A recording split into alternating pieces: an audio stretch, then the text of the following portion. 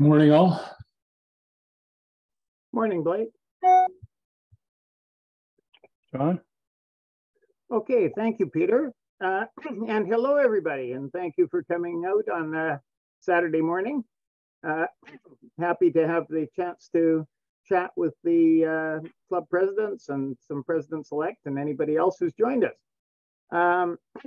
We've got several points on the agenda, and the first one that we'll start with is dealing with the cost of pets item, but also talk about the district grant world with Lauren, and I'll say a couple of words about what we're asking presidents for the rest of this year, and we've got a few other items. The plan is to try to do this within an hour, and we will, some of us can stay on beyond the hour, and we're happy to discuss anything after we get through the agenda items.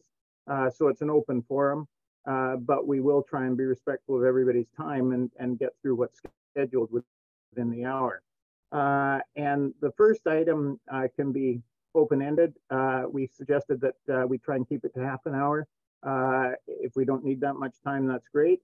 But certainly on Thursday night that worked. I think we really had completed the discussion, and actually it drifted into other parts of pets than the cost. So, but that timing worked. So starting with that item, what we're proposing, and this proposal will come to the AGM as part of the budget and setting the dues for next year, is a change in how we pay for the pets registrations compared with the situation that existed pre-COVID. And I'm going to go through a little bit of history carefully because some of you may not be totally aware of the history because it's unfolded over a long enough period. We've had COVID interrupt everything. But the situation before COVID was that the clubs were paying all of the cost for attending pets for their president-elect, and that included the registration cost and the travel cost. We decided that we needed to look at that. This was a concern over a number of years, and I really picked it up in early 2020, essentially late 2019, early 2020, when in 2020 we had a chat with the presidents-elect at Pets about how to handle the cost of pets, and we talked about some options there. And then we sent out a survey that asked the clubs to report back to the AGs on how they felt about which of the options. Now, we did not get a consensus on any one of the four options, but we did have a consensus that most clubs wanted to move away from the model where the club pays everything and district isn't paying. So then COVID hit, and we, of course, were virtual for a couple of years when we had to pay the virtual fee, which was small. We did pay that out of district. And we decided that we were going to pay, in 2022, we would have paid the registration money for face-to-face out of district funds because we've accumulated some funds for a number of reasons, including things we haven't been able to do with COVID. And so we were able to return some of that to the clubs by paying for the registration fee for presidents-elect. And when it wasn't face-to-face in 2022, we moved that forward to 2023. So you'll hopefully be aware that in 2023, we are paying for the president-elect registration fees at Seattle, which is $850 Canadian. Out of district, out of accumulated surplus. But if we want to continue doing that, and as we have told each of the last two AGMs we hope to continue doing, it will mean an increase in dues. But it hasn't meant an increase in dues until now because we have been able to fund it. But now we need to move that into dues unless it goes back to the clubs paying it directly. So it's a change in how we pay for pets. the total cost, of course, is not different. It's simply a case of, do we pay it through clubs or through district? And the proposal is to move it to paying it through district, but then of course clubs are paying through their dues. But it changes how they're paying. And it means that clubs will be paying on a per member basis, as distinct from a per club basis. So for the smaller clubs, they will pay a bit less. The larger clubs will pay more. But on a per Rotarian basis, it comes to the same thing, which is part of why we feel it's a fair thing to do. There was also a look at travel costs, and this travel costs are not part of this proposal. We did provide on a pilot basis this year some limited assistance for travel for clubs that need it, and it's application based, and so I don't know how much of it will be applied for, but the cost is small relative to the registration cost, but we're paying up to 50% of travel costs for clubs that feel they need it and apply. But that is pilot, and so we'll see what the experience is and see where we go forward with that. So the options that we looked at, this was part of the survey. So the options were to, one was the status quo, of course, and the other was having district pay for registration, which is what we're doing. Another option was to have district pay the whole thing, registration and travel. And a third one was to have district paying on a hardship-based subsidy for both registration and travel. So those were the options. And as I say, while there wasn't a consensus, there were more in favor of the option that we proposed than any other option, and certainly a significant majority in favor of making a change to picking up some of it from district and of course, therefore pulling it from club dues.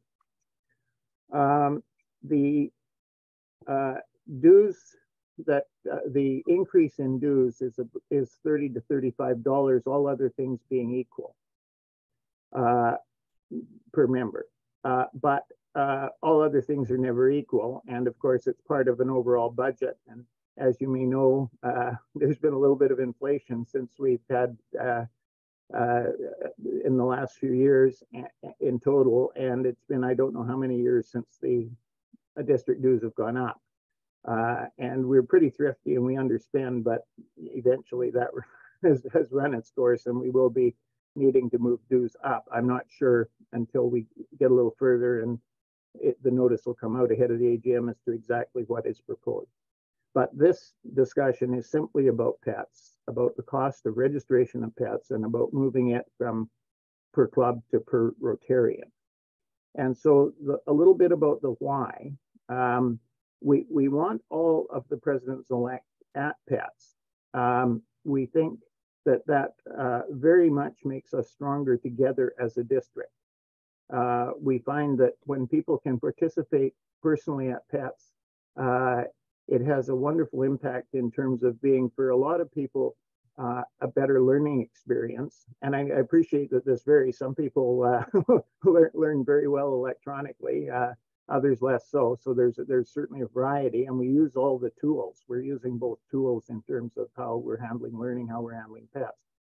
But for most people, pets is a fantastic experience that really provides the interaction, the dynamic, the ability for all of us to meet together, the presidents-elect and the assistant governors and so on, that we do our district thing as well as our overall pets while we're there. The challenge is with our district has got very small clubs and much larger clubs. It's also got clubs that are near Vancouver and clubs that are much distant from Vancouver. And that has both of those have real cost implications, all the more so when we look at per Rotarian versus per club.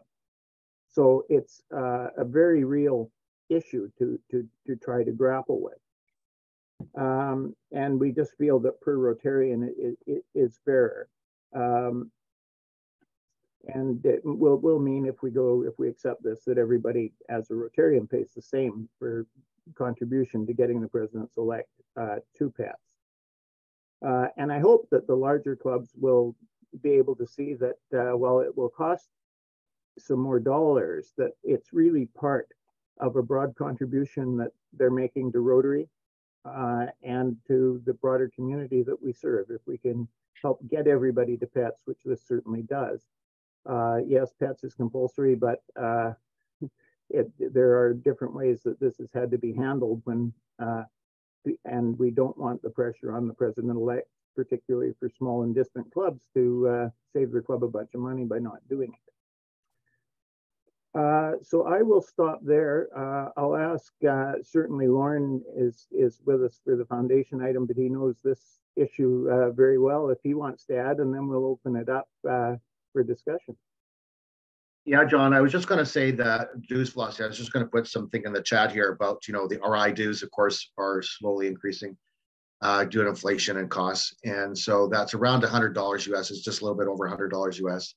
And with the district dues hasn't changed in the last 5 years at $50.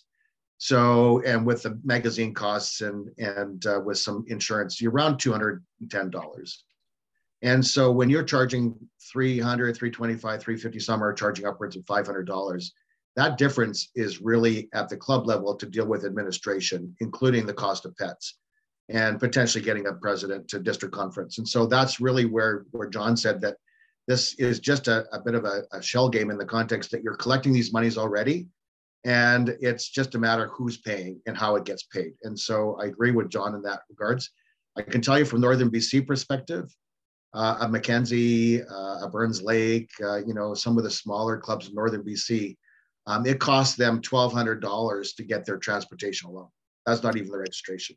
So, you can certainly see that becomes very costly to them as a club. And we would definitely want them in the room because they need to be in the room. That's how they learn how to grow their clubs. So that's my philosophy as well. And some of the things we can do to share rides is just under winter conditions, not the best time to be driving down the Coquihalla. Okay, thank you, Lauren. Okay, so open discussion. Who wants to lead off? Okay, Blake. Hey guys, well, thanks for this and the discussion. And John, thanks for setting the table. I get it. My initial reaction to this, honestly, is as a larger club, and we are actively growing. We went down to 49, 48 members, and we're up now around 55. And as you know, we inducted 3 members in one meeting, and including the first member we've ever had, and I think it's unique to Rotary, Tsawwassen First Nations member, which is all fantastic, and we expect to be up to 65 members. I just do the math though. I go, even if you take the low amount at $30, it's asking us to kick in $2,000. And if we recover this from our members, we're at $350 now. We're looking at a dues increase. We're trying to attract younger members. We've kept our breakfast meeting fee. We're down to $10, but we're back at meeting at Beach Grove, and we've got to move it up to $15, which is very, very reasonable. And it does allow newer members and younger members with families and obligations to come in. But, if we just put this onto our dues, we're almost $400 now to the members. And it seems heavy. I mean, our club, we just obviously rather pay the PETS dues. And anyway, so that's kind of my 2 cents. I feel like it's, and I understand what the district needs to do, and I understand you're trying to have, spread it across every Rotarian, but it feels onerous and it doesn't meet our objectives. So speaking from the Tsawwassen Club president perspective, there's my 2 cents. Okay, no, and I'll respond to that a little bit. I certainly understand that, Blake, and I appreciate that 2,000 versus 850 is a bigger number, and you're one of the clubs that is most affected. But when you take a look at your 2,000 spread across, say 50 members, I don't know I don't know what's your, well, in any event, it's 33 or something a member, regardless of the numbers. Actually, is what it works out to. And I'll ask you if you think that's a lot, and I appreciate it's not an insignificant number, but I'll flip that to a club with 10 members, and the math on that is 85 if they pay the 850. And yes, it takes you down to you know, $20 or whatever, but it puts them up to 85 a member. And I guess, you know, so the issue becomes, you know, that do you think that's a lot of money for them, the 85? Yeah, no, I understand the principle, John, and we're asking the larger clubs to subsidize the smaller clubs. And Lauren, I totally get, having spent enough time up in Terrace and that area there, that it's difficult, and we want participation. And I talked to Yvonne last night. I mean, she attended PETS and had a great time. Unfortunately, it was canceled in my year, so we did yet another like a Zoom meeting, which to me, it's just like, I've had it to hear with Zoom. You know, I understand the principle. I'm sensitive to doing what is the best for our club to be dynamic in the future. We've set our club on great rails this year. I'm really pleased with the energy that's developing. We've got newer, younger members. The meetings are great. People are coming back and they're joining. We've got probably another 3 people. Well, I know 3 that have applied for membership. So we're in good shape. But you know, Lauren, you dropped this into the chat. You know, it's like death by 1,000 cuts, especially younger members. They just look at it and they just go, well, you know, wow, this is expensive. So anyway, I've got my Rotary Club of Tsawwassen president hat on, and I'm speaking from that perspective. I do understand, and it's the, you know, the will of the larger, and you do for the larger group, but it does not serve what we're trying to do at the club level. And you know, I there we go. Okay, well, thanks, Blaine. And I see Lauren's got his hand up. Yeah, Blake, this is exactly the conversation we've had. You don't have to increase your dues by that much. And it's because it's already included in your dues philosophy, because you do charge a premium for administration, and that includes the cost of PETS. The fact that it increases, my club, for instance, has always spent $1,500 to $2,000 to get there because of transportation, because we have to fly, and it's $800. So just saying, you know, I mean, ultimately I get that part of it, but this is just you know, you don't have to increase the dues because you're already getting that. And ironically, the clubs that are growing the fastest have the highest dues. Not your club being an exception, but there are clubs charging $500, $450, and it's the value proposition. And I can tell you that, and we'll show you a slide a little bit later about the value, you know, the cost of Rotary, because it is an issue for us, Blake. And so finding that winning formula is important. But you don't have to go from 320 to 400. You might have to go to 330 or 335. Well, we're at 350. I guess I was saying is if we choose to pass it all on, it takes us up to 380. And you know, we've been looking at some of the other costs as well and determining whether or not we need to do an additional dues increase. So, but we may decide that we just have to fundraise and subsidize it and just not pass it on. I get that that's part of our decision. And I also get that the 850, you know, comes out of it. So it's not a full 2,000 that you're passing along. So anyway, there's my piece. I won't dominate it. Let's have some other voices. No, thanks. One thing I just want to add is to clarify that the math on it, so that we're clear, is in your case, it would be maybe an extra $20 a member, is what we're talking about, because you are paying it now. Or you, I say now, going back to pre-PETS when clubs were actually paying it. Yeah. And versus the other way. So it would add about, in your size club, it would add in the order of $20. Yeah. Member. Okay, anything else? Anybody else? John, if I may be allowed to speak, the $85 increment that you were talking, it's annually, isn't it? Yes, it's annual. So it will be like about $7, $8 a month on top of the dues? Or $10 in our case? The district dues are 50 now, and it would go up to 80 or something if with this change. I mean, it's there may be a bit more because of another increase, but yes, that on an annual basis. So yeah, it is less than $10 a month in total. Yeah, it is. Yeah. Kendall. Yeah, just chirp in for a moment.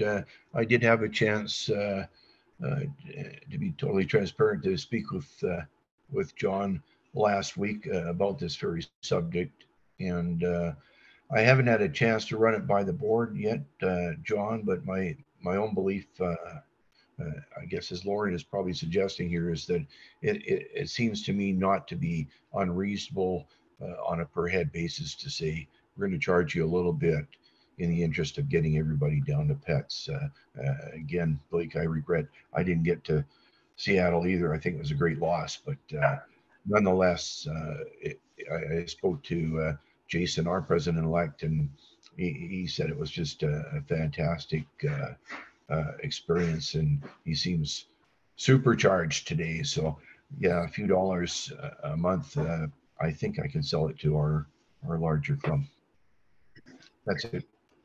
Well, thank you very much, Kendall. And of course, yeah, well, Blake and a few others are with clubs that are going to pay more. Kendall's the biggest fish. Anybody else?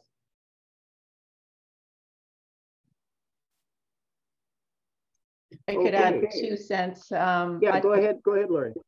I believe that our club will support this. We do get a lot from the district, and I think the pets is vital to our leadership. So we would be in support. I haven't taken it to the board, but I'm pretty sure we'd support this. Okay, thanks, Laurie. John? Yes. Question for you out of left field. Where do Rotaractors fit into this, since we're encouraging more and more presidents of Rotaract to join us at PETS and be part of this? Where do they fit into this with their due structure? Rotaract don't fit into this at all because, but yet Rotaract is a question that we still have to address, but it's not part of this proposal at all. This proposal is based on Rotary clubs who have been paying and will continue to pay one way or another. Rotaract have not been paying whatsoever. And we did manage to send some Rotaractors to PETS this year, but that was, excuse me, that was a once-off pilot that we're looking at how we handle it. We were able to do that from the accumulated surplus, but it's a once-off pilot that is looking at, we want to talk to the Rotaractors after they're back. Shirley Pat's going to do a survey of the president-select from Rotaract who were there, and we'll have to look at it. And if we want to continue, in the past, they've gone to PETS with support from clubs. Their sponsor clubs have sent some PEs to Seattle in the past, now getting to be a little distant past because they stopped doing it. They wanted to go to Big West Rotaract. That's the multi-district international organization that covers Rotaract from a number of districts, and we're a member of that organization as a district. And they preferred to do that rather than to do PETS. And so, and it was cheaper. And so that's what happened for several years. And then with the interruption with COVID and so on, there was more interest coming back in PETS. So we've given it a try this year. And if we want to keep doing it, we're going to have to figure out how to pay for it. But that's essentially independent of this proposal. Rotaractors currently have started paying dues to Rotary International, but they're just either, depending on whether they're school-based or community-based, it's either $5 or $8 US per year. So it's just barely, they're just barely paying. And at district, we are charging them nothing. And that was, so anyway, bottom line is, yes, Rotaract, we've got to address the learning and development for Rotaract PEs, but it's definitely not part of this proposal. Okay, thanks, John.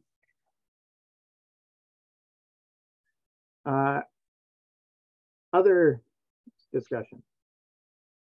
Okay, well then, hearing none, we'll move along. And now we get to segue into Lauren, and I'm not going to give you any prelude because Lauren is well capable of setting up his own topic. So over to you, Lauren. Yeah, thank you, John. I really was hoping, and again, this is part of the project and conversation, is the baton tossing and getting through to the end of the year and handing it off and having a smooth transition. And I guess our passions in this district has been said that we really hope that the clubs hold a strategic planning session between now and June the 30th, but also to set goals in Rotary Club Central. And I'm going to show you some data that shows you the why. And I know, Drew, I didn't know if you had a chance to show this down at PETS, but I really do think it's important that we show you the why we are so things.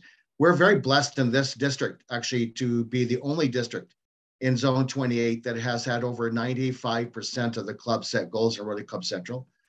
And because of that, we've seen some successes, and we want to share those with you.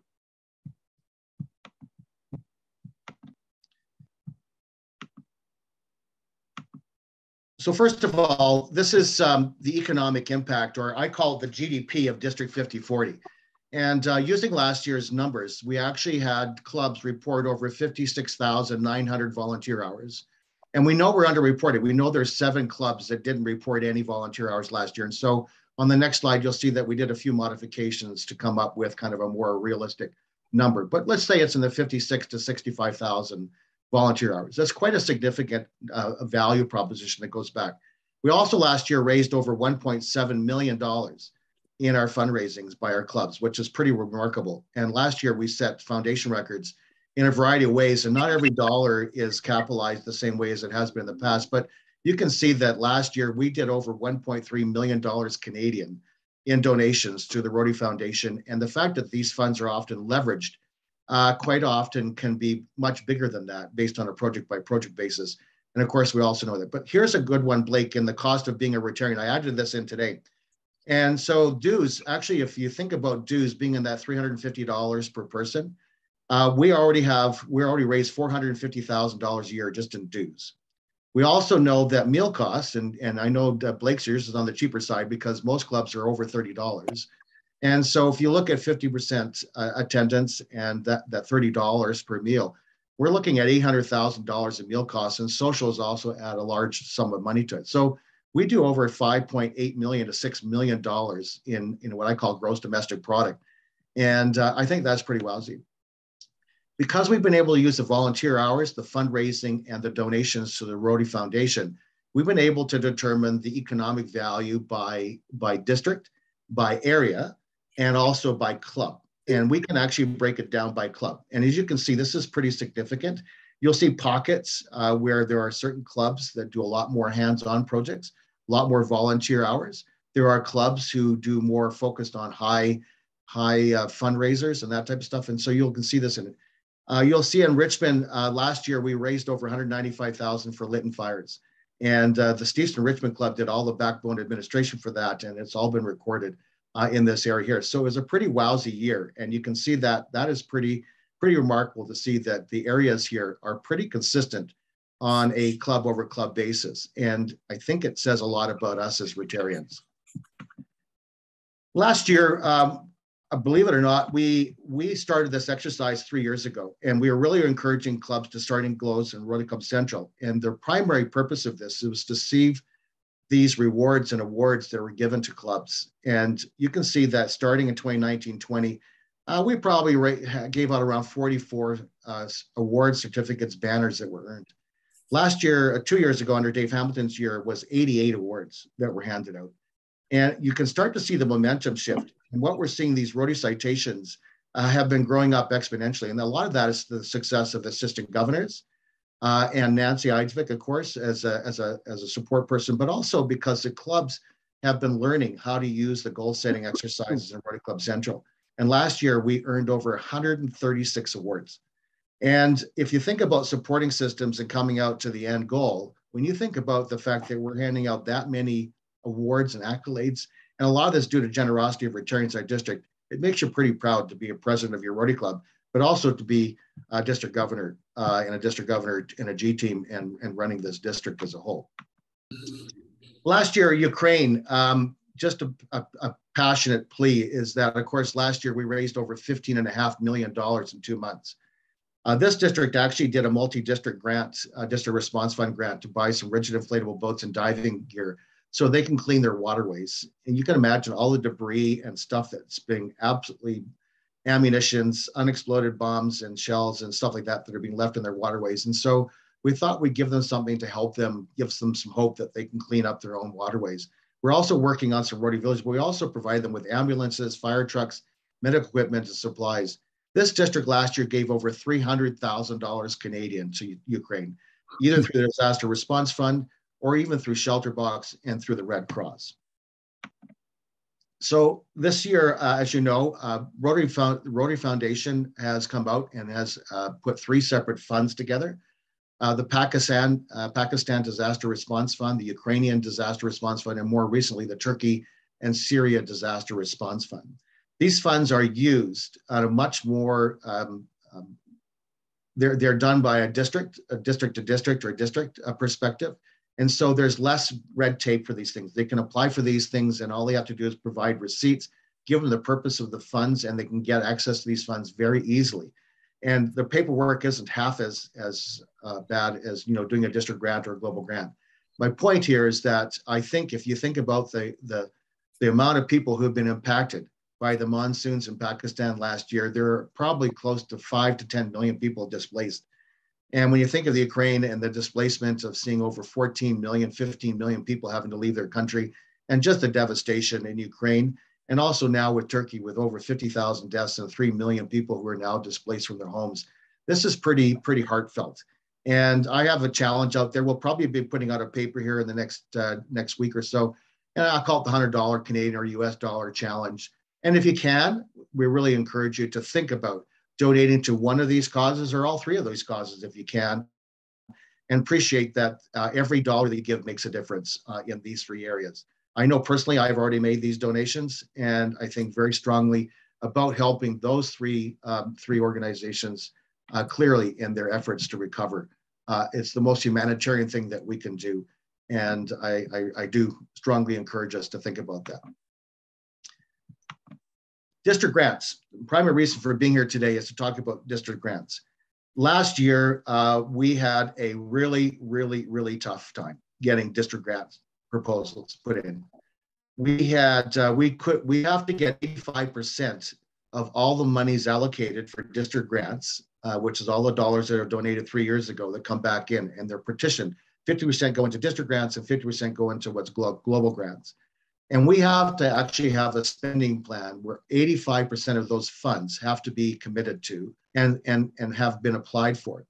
And we did not get enough applications till November of 2022, which means that many of our projects that are being worked on by clubs often want to be done in September, October, November, and December can't be done. And because we're getting late in the game, we're not getting to these clubs. And so they're going ahead and doing their things. And then suddenly they can't apply for these district grants and they're being disqualified.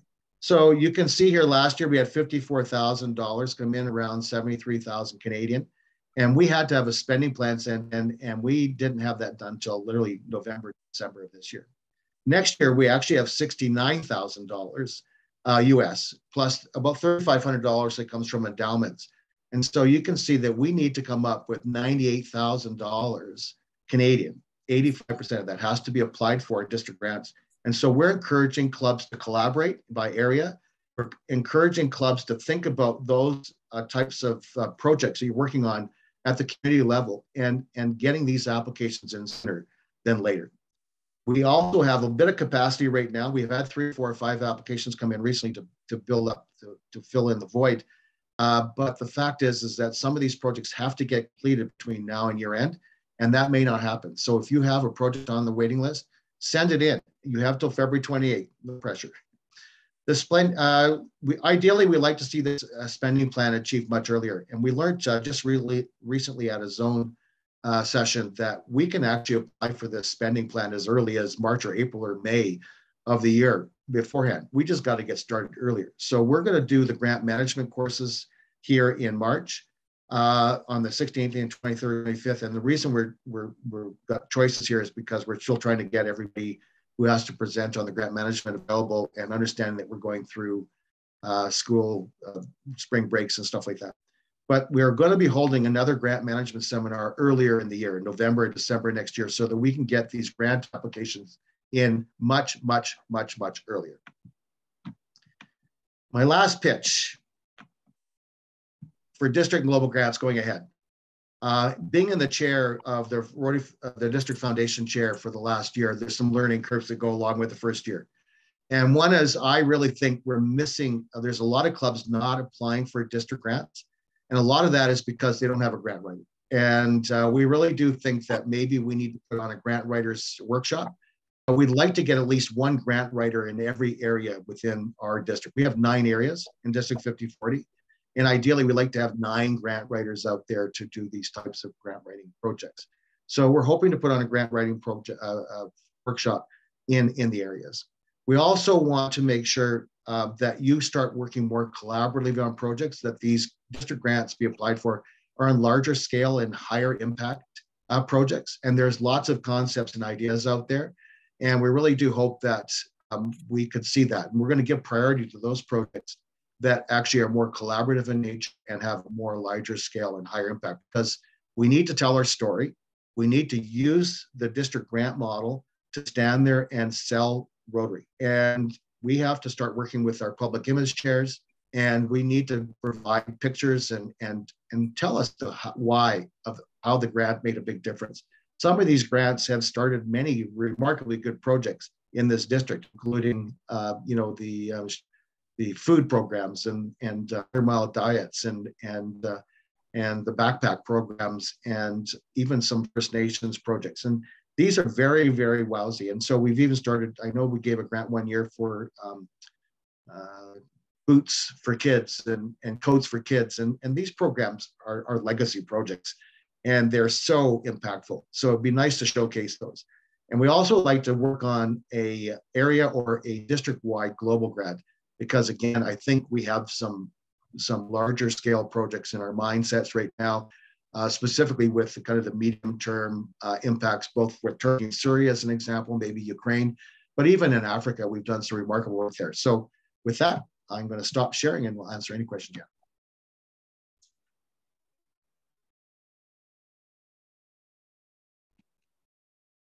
Blake, I see your hand. Okay, I was waiting to see if anybody else went up, but Lauren, great information. I did put in the chat, get us the $100, and we'll put that at the foundation dinner we're doing in March. I think, as you guys know, and I'll put it open to any of the club presidents here, we are the spearhead for a global grant. We're doing a $400,000 global grant for a wash project. We've partnered with Axe for Water here, a 20-year NGO that was just in Uganda. They bring water gravity fed down to villages. We're looking to bring water to about 20,000 people in Africa, and that's a complete hygiene program. So it's a huge make a difference change to these people's lives. They get they're entrepreneurial, they get to get into business, they have clean hygiene, etc. So we've currently got commitments from 4 other Rotary clubs, including cross district into Langley, to make this global grant. So Lauren, I think that's kind of hitting some of the notes that we're looking for at the district level. So it's 10,000 US a club. And if anybody is looking for a project, please message me or get to me. We are in the process of submitting this grant, and the more we can get, the more we can leverage, as Lauren was pitching, on those funds. Super. Thank you, Blake.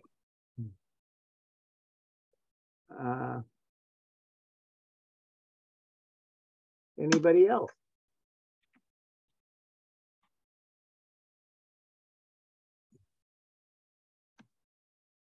And Blake, I hope you'll get the word out about your March 16th, because you might get some support elsewhere. We had a great event with the Richmond Club, the Lower Mainland Foundation dinner, as you know, but it's not everybody could make that. And if you're having another foundation dinner, you might pick up a few folks that would love to support it. Well, that's great. Thanks, John. And we will. And Dean, I know, has contacted me, and I think Richmond are picking up a table. So thank you, Dean. I do appreciate that very much. We had a couple of tables overflowing at the Richmond dinner, and it was great. So thanks, John. I will circulate that to the district. Super. Peter, your hand is up. Yeah, thanks, John. No, it's been a while. It's been a few years since I've been involved with making an application for the district grant, but I understood last year or last couple of years that the rules have changed. And if you could comment on that, because I think it made it a little bit more restrictive for us. And I don't have that information now, but I mean, if you can comment on that, because I think that was one of the reasons why we didn't go ahead this last year, because the benefit outweighed, sorry, the work involved outweighed the benefit of the grant. Right. So, thanks, Peter. And I think a lot of that, there is a little bit more details required, sustainability, community needs analysis. There's a few things like that, but we already have some of those tools in the toolbox, because if you're doing a community needs analysis in Vancouver, as an example, you don't have to do 9 of them, you know, for the 9 clubs. You can do 1 and maybe have it for the area, because at the end of the day, in Richmond, you know, there's 4 strong clubs. And so you can do 1 community needs analysis. You just need to share it. And so that's kind of what the biggest barrier is. But the only qualification for grant writing is you have to do one of your individuals have to take an online grant management course, and you have to attend the grant management seminar. At least one different person has to, and we hope to have 2 people from each club do it. So there's a 2. Yeah, I've attended those. Yeah, I've attended those. And the MOU has to be signed by the president and the foundation chair. That's the missing piece in a lot of cases, is they're not going through a filling out there because they don't have a project on the drawing board, so they find it not having to do it. A great example, Peter, you guys have one of the best fundraisers with your Hoopathon. And some of those dollars, of course, allocate already to specific community-based and youth-based needs. But there's a way as a synergy with the collaboration to maybe take some of those dollars and get them to be leveraged up so they get bigger projects. So it's appealing. But I think if we get to a district grant writer in the area, there are people out there. Chris Lote's probably the best, and there's others out there that do this pretty well all year round. And Shirley Pat has a background in this grant writing exercises as well, so we're hoping to use her skill set to do this. So we're hoping to get more people qualified, so they're not scared to do the district grant application. Yeah, Lauren, I think what Peter might be referring to is as I recall, there was a change in the matching. So if it was not a capital project, you had to match 25, like it was like 4-to-1 as opposed to 1-to-1 kind of. Yeah, so right now we have a 2-to-1 requirement. And at the global grant level, Rotary's matching 1.25-to-1. Having said that, most of our projects are bigger than that. And they're partnering with community leaders and community organizations. So that's not usually been a barrier. But if your club has not got the fundraising capacity or is not getting the free monies, and it's restrictive, then you're right. You get, you can't have your cake and eat it too. Yeah, well, thank you, Lauren. And I would just comment, at least the district grant is a lot simpler and easier than the global grant process. So we're ahead of the game. And I know our committee is trying to make this as user-friendly as we can. And what Lauren's talking about the timing is also really helps to make it a little more user-friendly. I want to flag something that's in the chat in case everybody didn't see it. It was about the slides and being available. And Lauren or Peter, do you want to talk about that? Because I'm sure that's something that everybody will be interested in. Well, we can certainly, if Lauren supplies the slides, I can certainly post that. This recording will be posted on the Learning Development landing page on the website. And I'll send that link out to you and all the others who participated and those who couldn't make it. So everyone will have access to that and the chat. Yeah, and we're going to put a bit of a story behind it because ultimately the slides don't give you some of the details, and we'll try and give you the slide deck, but also tell you some of the details because we just covered off very quickly. So we'll give you the why. Yeah. Okay, well, thank you. If there's nothing else on, sorry, Blake, were you putting your hand up? Or no, I'm just saying, yeah, thank you. Okay. Good information. Perfect. Okay, well, unless there's anything else on foundation, we'll move along. Okay, there are several items that I wanted to flag here, and so I'm going to go through them, and then we'll open it up for discussion, but I won't break for discussion on each item.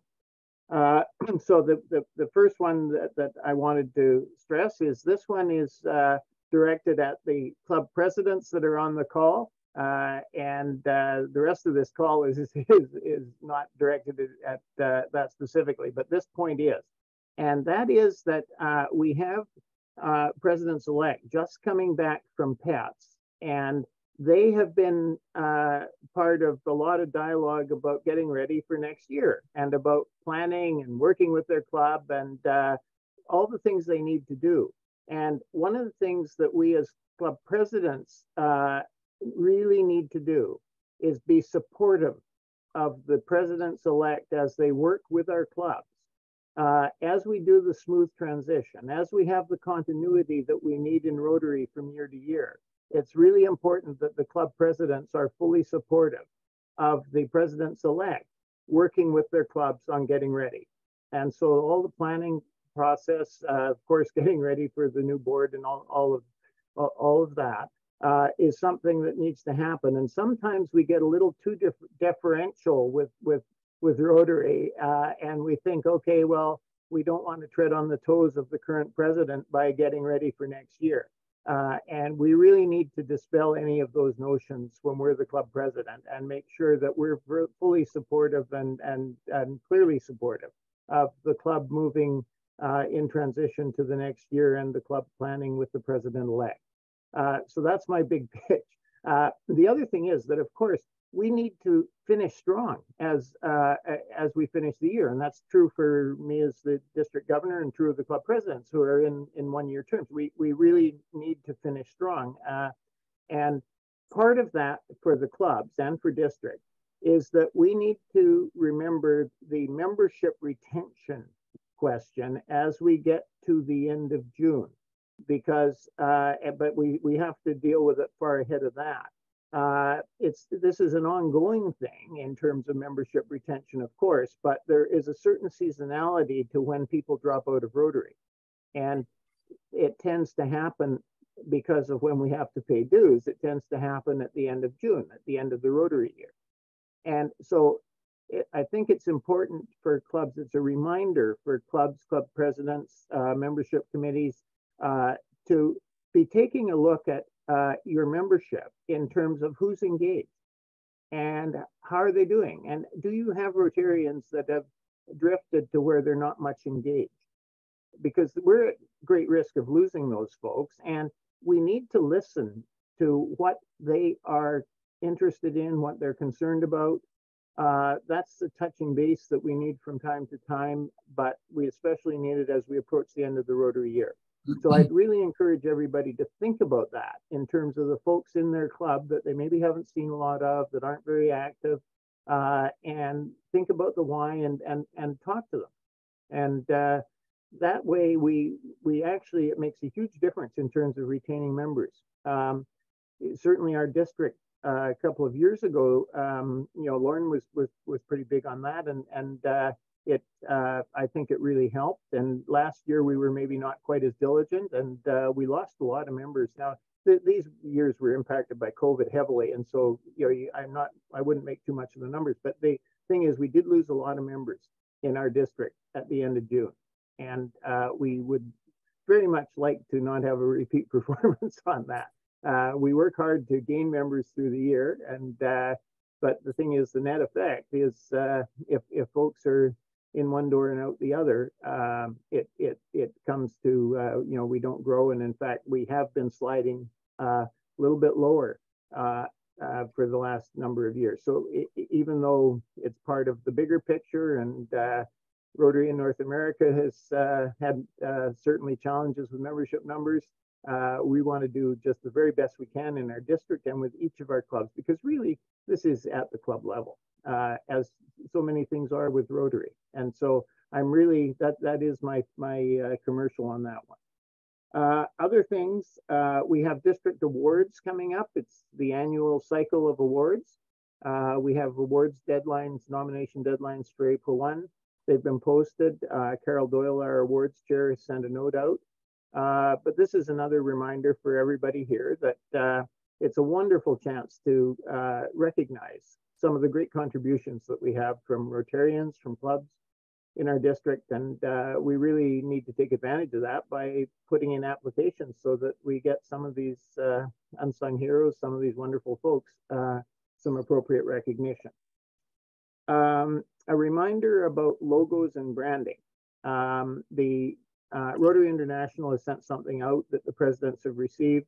They really are encouraging folks to move to the new logos and branding. That I say new, it's what, 9 years or something, but to look at your materials and see if you're using the things that are current, and if not, try to update them. John, yes. can if anyone needs a hand with that, I'd be glad to help out. So Public Image Committee. Perfect. Thank you, Peter. Yeah, Peter's our public image, public relations chair, soon to be succeeded by Greg Muirhead from the Tsawwassen Club. So that's terrific. Okay, moving along, district conference. We've got district conference coming up April 28th to 30, and we're still very open for more registrations. We keep coming up in terms of our registration numbers. We've got a great conference planned, and so we'd like to keep promoting, keep encouraging. If you get a chance to do that, we greatly appreciate it. There's information on the website. There's a video that one of the Rotaractors produced, and we've still got room in the hotel block. I know some people are closer and may not wish to do the hotel, whatever you choose, but we've still got the good rate for downtown Vancouver. Appreciate it's not a cheap downtown Vancouver is not a cheap location, but we have gone there, and we do want to move the conference around.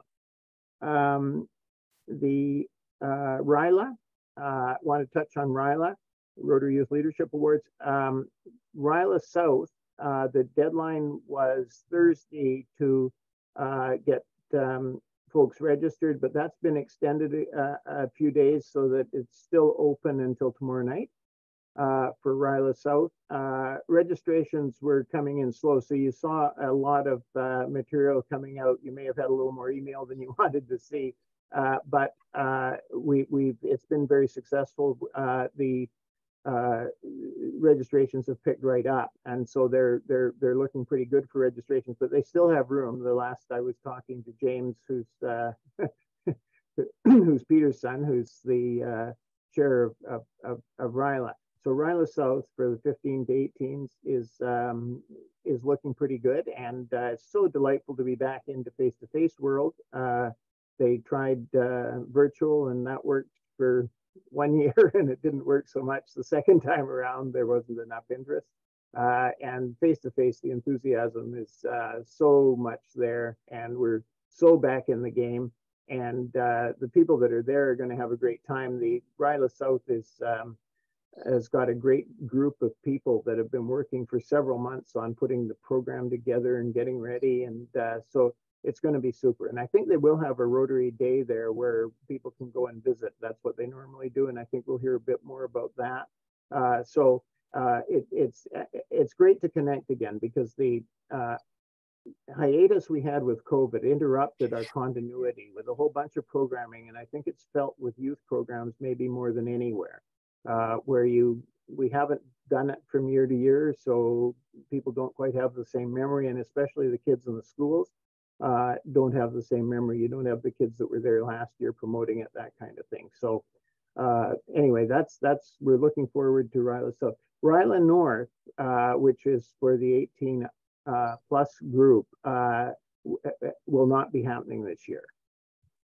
It's they're unable to put it on in Prince George, and again, it's some of these same pressures.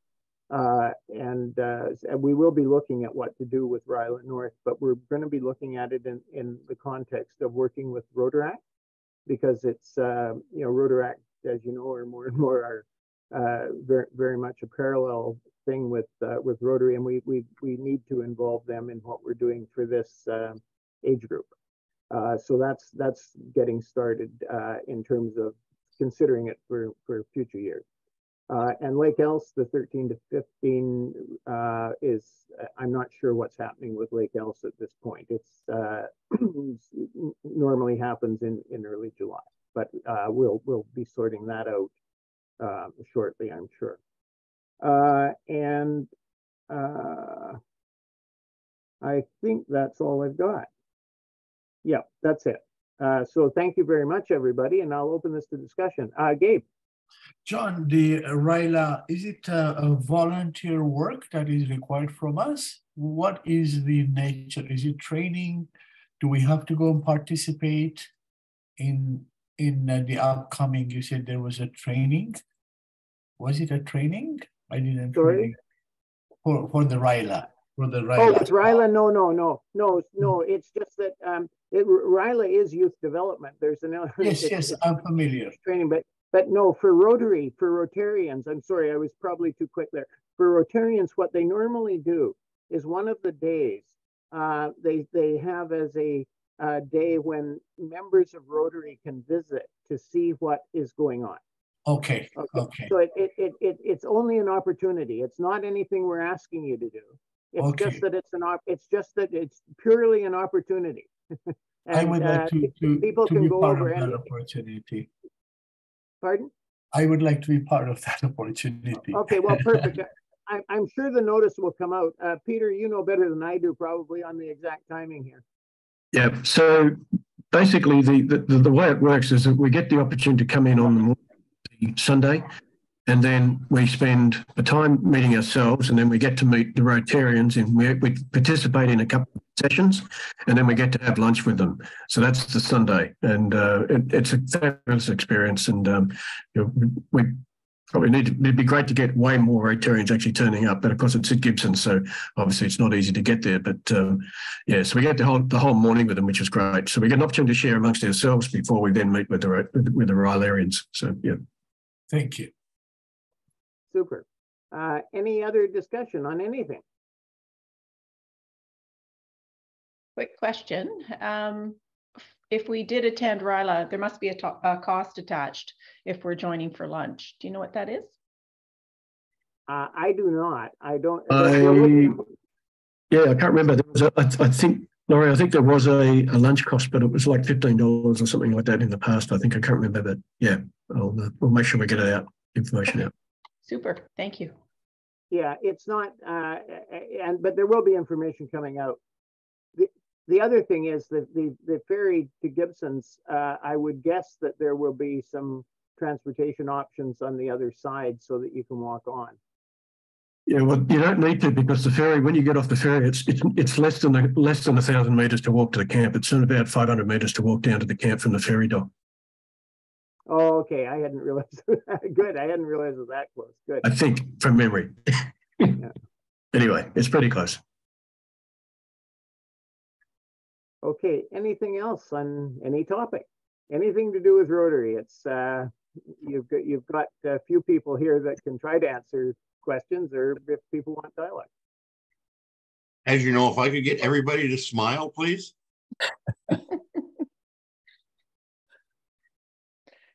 Thank you. Okay, Lori had her hand up.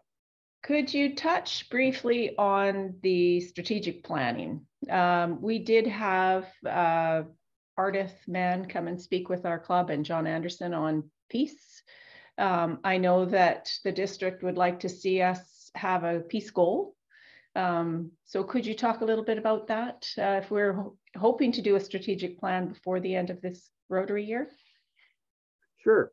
We have a strategic planning committee that we're really proud of, and there are some people here that I see Ed Kwan is on, and I know Ed is part of it. I'm not sure who else is part of the strategic planning group, but John Bathurst is chairs it, and they are really doing, I think, a great job in terms of making expertise people available to work with clubs on developing a strategic plan, and they're pretty flexible as to how.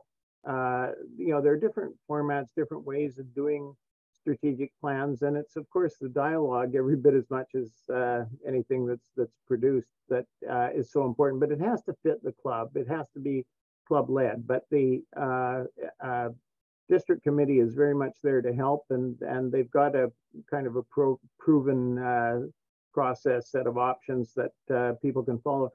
We picked it up for district. It's designed as a club thing, but we picked it up for district, and we did strategic planning last year, and basically followed similar process. The expertise is the same, even though the district strategic plan is a different animal. You know, we were really happy with it and boiled it down to something that is pretty simple and we find pretty useful. And we're actually reviewing it quarterly, and that seems to be very helpful. We're reviewing it with our assistant governors and committee chairs. And so it's a bit of an investment in some time, but it's really seems to be helping to get things accomplished. And I mean, I think that's the whole thing with goals and strategic planning is that if we spend a bit of time on our wiring, it really helps us get results. Anybody else? Annette.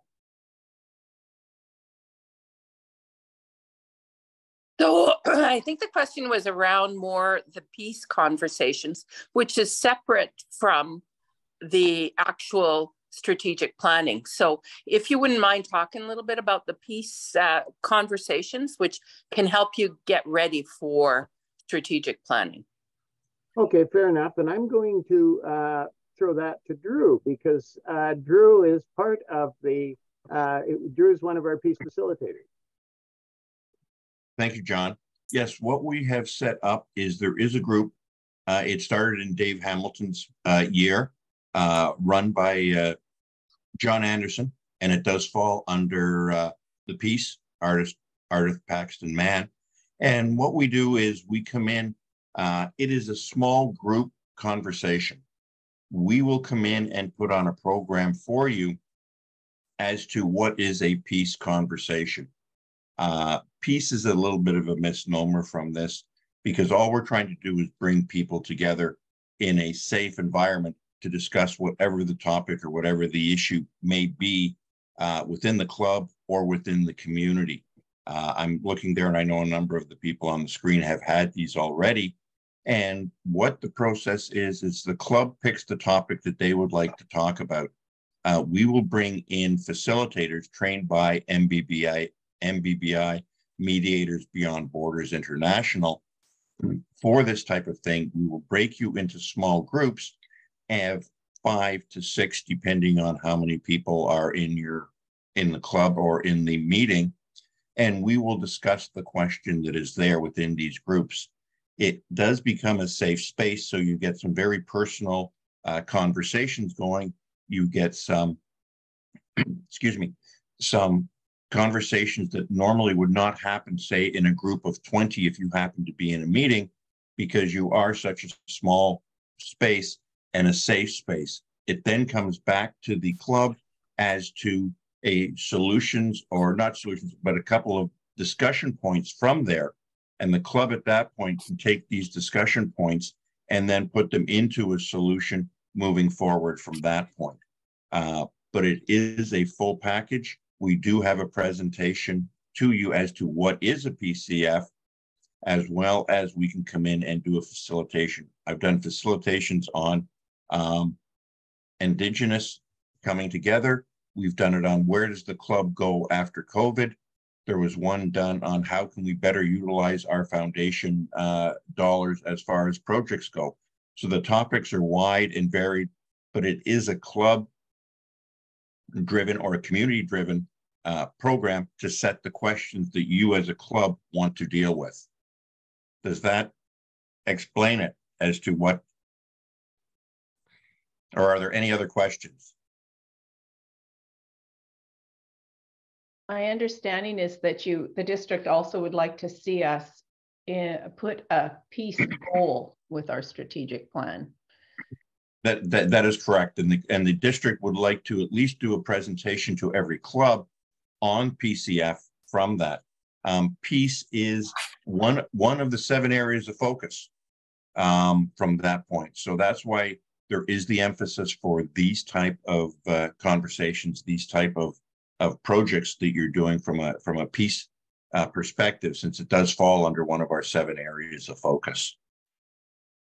And one of the areas that the district committee is trying to provide some value added for the clubs, and this is true of both peace and DEI, diversity, equity, and inclusion, where we have 2 committees, but they're both chaired by artist Paxton Mann. And the philosophical approach is to try to provide ideas and thoughts that clubs may consider, recognizing that there is way more we can do in both these areas than we can accomplish all at once. And so there have to be choices made, and clubs have to decide what they're going to do and what pace they're going to follow. So we're trying to make this a comfortable place, but give clubs the basis, the information and support that they may need to make progress in both areas.